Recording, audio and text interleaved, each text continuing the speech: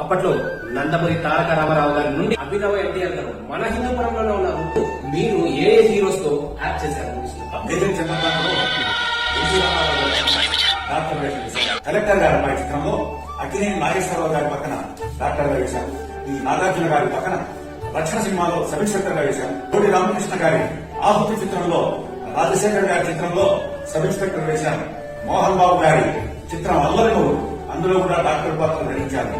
రాజేంద్ర ప్రసాద్ గారితో విచిత్ర ప్రేమ, అహనా పెళ్ళంట, డ్రైవర్ అట్లాంటి పాత్రలన్నీ వేశాను. అబ్రహం చిత్రం ఎంఎస్ రెడ్డి గారి చిత్రం, దానిలో ఐస్ క్రీమ్ షాప్ ఓనర్ గా అద్భుతమైనటువంటి వేషం ఇచ్చారు. చిరంజీవి గారితో ముఠామేశ్వరి, ఆపత్ బాంధవుడు ఈ రెండు చిత్రాలతో కంపౌండర్, తర్వాత ఎలక్షన్ ఆఫీసర్ గా వేశారు.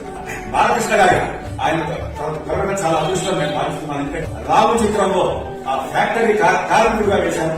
గారి తల్లిదండ్రుల సినిమాలో ఒక ఆఫీస్ బాయ్ గా వేసి మెప్పించారు.